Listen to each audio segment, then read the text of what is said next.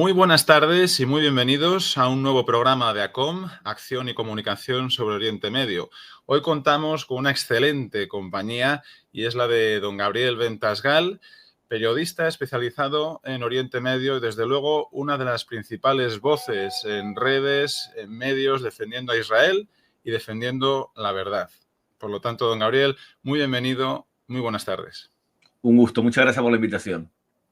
El placer es nuestro. Bueno, últimamente parece que el nivel de sangre respecto a la hambruna de Israel está quizá bajando un poquito de intensidad, pero sigue estando muy presente, Y digo que está bajando un poquito de intensidad porque se le empieza a ver un poco las costuras de alguna mentira por aquí, algún dato falso por allá. En todo caso, a mí me gustaría aprovechar tu presencia aquí para dar un paso atrás y tomar un poco más de perspectiva, ¿no? En ese sentido, porque, aunque nos parezca mentira, hay mucha gente despistada al respecto. Quería comenzar con la siguiente pregunta. Desde el inicio de la guerra, Israel ha estado de manera más o menos sistemática facilitando comida al territorio gazatí, y si eso es así, ¿ha habido algún periodo concreto en el que se ha pausado esta ayuda? ¿Cómo ha sido, don Gabriel? Bueno, ante todo, es señalar que un país en guerra con otro no está obligado a alimentar al otro. De ninguna manera, es una invención. O sea, el hecho que se le exija que Israel alimente a los palestinos es una de las señales de que estamos hablando de una persona en donde tiene doble estándar. O sea, le exige a Israel lo que no le exigiría a nadie más. Eso no significa que si no llega ayuda, que si llega ayuda humanitaria, ayuda internacional para favorecer a los palestinos, Israel la deja pasar. De todas formas, Israel sí ha pagado de su bolsillo cantidades enormes de ayuda humanitaria que pasaban alrededor de 200 camiones grandes de ayuda humanitaria por día durante muchos meses. En el pasado esa ayuda también entraba, pero los palestinos, como tenían más poder adquisitivo, lo pagaban, lo compraban. Dicho sea, señalar que cuando un barco quiere llevar ayuda humanitaria, como hacen las flotillas, entonces, si quieren cumplir la ley, llegan al puerto de Ashdod, deben ser revisados para que no pasen armas ni explosivos a la franja de Gaza y después entran por tierra. Eso es lo que tendría que ser si deseasen cumplir la ley, pero nosotros sabemos que las flotillas no tienen como objetivo alimentar ni ayudar a la franja de Gaza, sino recibir unos cuantos titulares en medios de comunicación. Durante todo el periodo de tiempo entraba esa ayuda humanitaria y jamás la secuestraba para venderla en el mercado negro, ganando unos 1.200 millones de dólares en la venta a su propia población y también forzando a palestinos a, si quieres recibir comida para tu familia, nada mejor que enrolarte con nosotros, y es por eso que los palestinos, por más que perdían bajas militares, podían enrolar nuevos soldados. Lo que ha pasado es que después de la reanudación de la guerra, más o menos en marzo de este año, declaraciones del gobierno de Israel diciendo que se terminaba el paso de ayuda humanitaria para que jamás la secuestre, y lo que iban a hacer era repartir esa ayuda humanitaria a través de una empresa norteamericana y con el apoyo israelí para repartir la ayuda humanitaria, para crear especie de enclaves humanitarios. Eso, el que no le gustaba, el que protestó contra eso fue Hamás, porque perdía la posibilidad de seguir manteniéndose en el poder, manteniendo la capacidad para poder repartir esa comida. Claro, en ese sentido, claro, se suele decir que efectivamente tras esa ausencia de intención de negociación por parte de Hamás, que se levanta de la mesa, ¿no? Un gobierno supuestamente asediado por el genocidio, ¿cierto? Que se levanta de la mesa de la paz.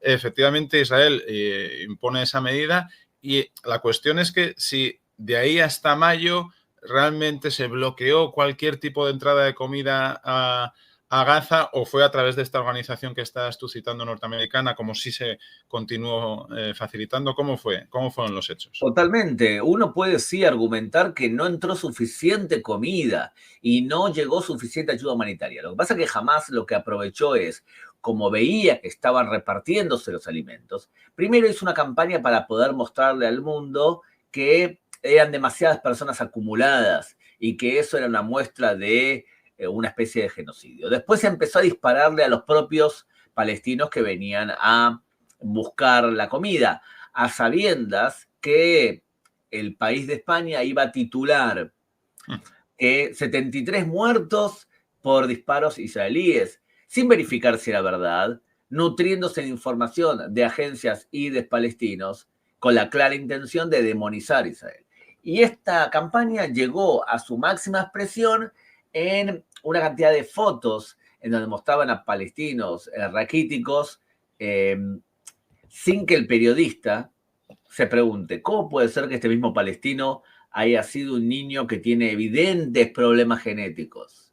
Claro. Entonces que periódicos como el New York Times tengan que pedir perdón por publicar, por ejemplo, esta imagen que estamos mostrando. Claro. Pero hay varias ya, y el hecho de que varios periodistas, en esta tercera etapa, que es la etapa de estamos todos famélicos, todos hambrientos, un periodista profesional se debería preguntar, primero, ¿cómo puede ser que al lado de ese niño, como mostramos en esta foto, se encuentra una madre gorda? Cuando nosotros vemos una población que sufre hambre, como lo vimos durante la Segunda Guerra Mundial, en los campos de concentración donde mantenían a judíos, veíamos a todas las personas igual. Sin embargo, acá vemos a palestinos de Gaza y de Hamas muy satisfechos con su barriguita y a niños mostrados de la forma que lo muestran. Y en esa campaña también venía mostrar a niños comiendo arena adrede.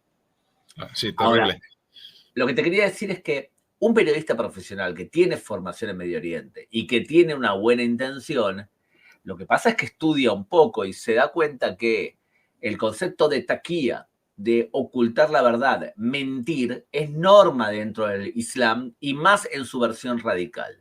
Entonces, cuando jamás de forma sistemática miente porque es permitido dentro de su religión, el punto de partida de un periodista profesional debería ser: yo pongo en duda los datos que me da Hamas, por más que me lo dé a través de un periodista que supuestamente es independiente. Claro, es que, fíjese, don Gabriel, porque quiero volver a poner esta foto para que observemos la mala fe o ignorancia tremenda o mala praxis, porque esta es la foto original.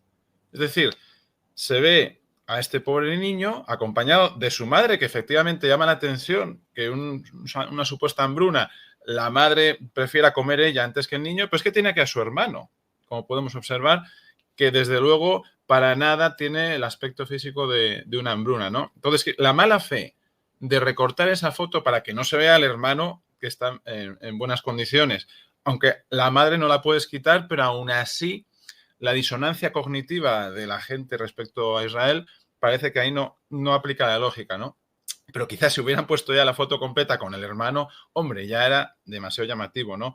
El resto de portadas que he estado mostrando, hablamos de los mismos casos. Se ha investigado y se ha visto que eran niños que tenían condiciones previas a esta situación de mala salud, ¿no? Es que yo creo que nosotros debemos ir un paso más adelante. Creo que hay que demandar billonariamente al New York Times por la publicación, y también creo yo, querido amigo, ustedes que se dedican exitosamente a esta tarea, y yo como estudiante de abogacía a punto de terminar mis estudios, creo que ha llegado el momento de que diarios como El País o diario, de hecho el 95% de la prensa española, empieza a izquierda y derecha, izquierda y derecha. Entonces esa es la pregunta también. ¿Por qué izquierda-derecha en España? Pero que la prensa empieza a pagar un precio por esta campaña de difamación que hacen a conciencia. Entonces, bueno, uno podría decir, la campaña de difamación es debido a que el público quiere recibir ese tipo de información. O sea, ¿quién es primero? ¿El huevo o la gallina? ¿La población tiene tendencias antisemitas y los medios la nutren, o los medios son los que provocaron ese antisemitismo? Yo creo específicamente que en el caso español responden en parte a una tradición problemática que hay en España. Sí. Y los medios de comunicación lo que hacen lo han fomentado tanto de izquierda como de derecha. Así es. Vamos a dar un salto más allá, quizá más grande, porque claro, este libelo de sangre, de hambruna, porque no cabe duda, de aquí no negamos que la población gazatí, por desgracia, está sufriendo, y habrá seguramente casos de de hambre, ¿no? Y de falta de acceso a alimento. Otra cosa es que haya una hambruna generalizada, como puede haber en Etiopía, donde en los últimos meses han muerto 75.000 personas, o en Bangladesh, donde en los últimos meses han muerto 100.000 personas por inanición. Y, hombre, los últimos datos que ha dado Hamás, el Ministerio de Sanidad, son de 115, que por supuesto cualquier vida humana vale con el máximo valor. Pero, hombre, 115 no, comparado con otras situaciones en las que sí que hay hambruna, y eso que son datos de Hamás, ¿no? Quería también aquí mostrarte una última captura del COGAT, el centro específico que tiene el Ministerio, creo que es de Interior de Israel, para coordinar y organizar toda la ayuda humanitaria que entra en Gaza. Quiero decir, esto es absolutamente inédito en la historia de la guerra. Que yo sepa, corrígeme, Gabriel, no recuerdo ningún ministerio de defensa, en ningún contexto de guerra, que tenga un departamento específico para ir coordinando toda la ayuda humanitaria del bando que se está atacando en ese momento, ¿no? No existe algo parecido, pero tampoco no existe algo parecido en la propuesta de guerra que hace Hamás. Porque Hamás lo que propone es luchar, hacer una guerra urbana, utilizar su propia población como escudos humanos, bajo la premisa que si Israel nos ataca, nosotros vamos a decir cifras enormes, porque nosotros sabemos que la combinación entre prensa y ciertos gobiernos del mundo van a hacer presión sobre Israel para que se detenga la guerra. Si la respuesta de Israel provoca que jamás se mantenga en el poder por presión de la comunidad internacional y nosotros jamás atacamos, degollamos y después nos quedamos en el poder, significa que ganamos, que triunfamos.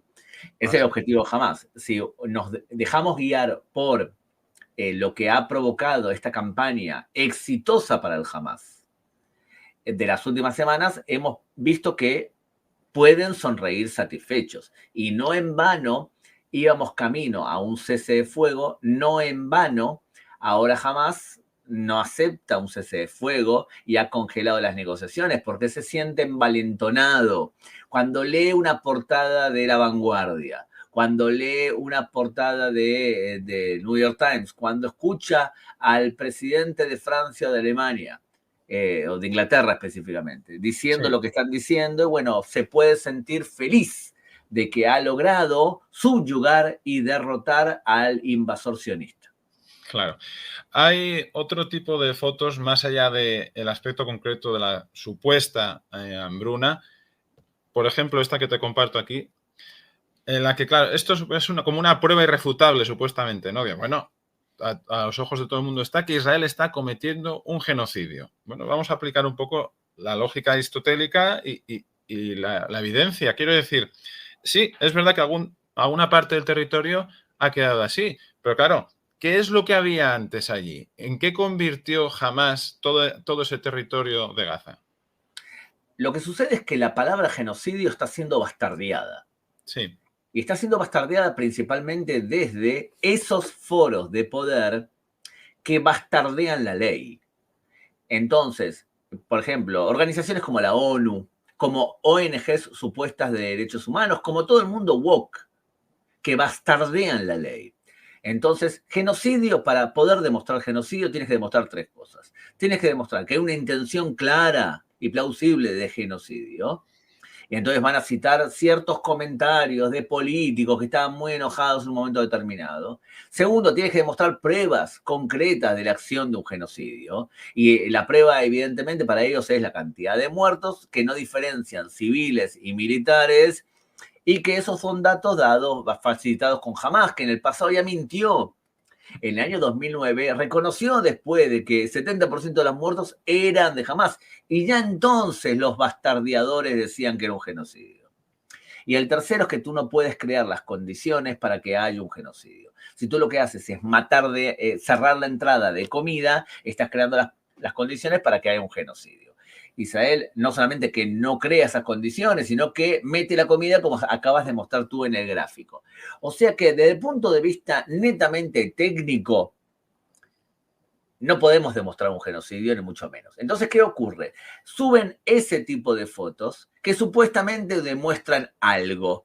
Igual que los números de muertos, supuestamente demuestran algo. Bueno, demuestran algo para aquel que, uno, no sabe nada de ley internacional.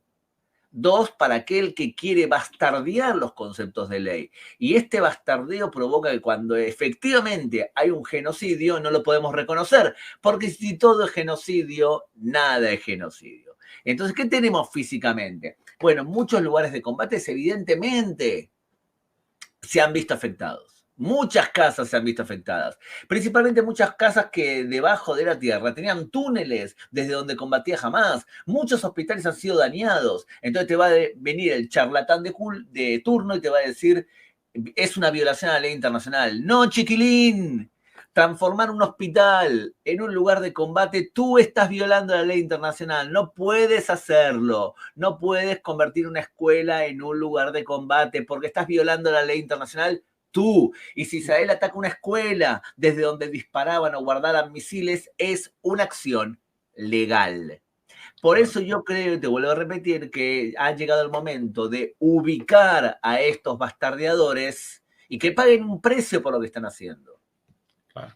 El problema es cuando tú te dedicas durante años y años a convertir todo un territorio en una estructura militar. O sea, es un pseudo territorio civil. De facto es una estructura militar completa, ¿no? Entonces, cuando tú además avisas con una amplísima antelación y además de manera sistemática cuando vas a atacar, en fin, un poco más se le puede pedir a un ejército de un país que está defendiendo a sus civiles de una organización terrorista que ha jurado y perjurado que lo que va a intentar hacer es masacrar a los judíos, ¿no?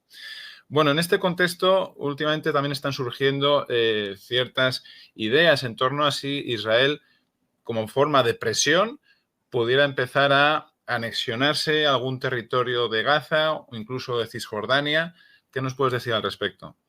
Que la cultura árabe islámica lo que más duele no es la pérdida de vidas humanas.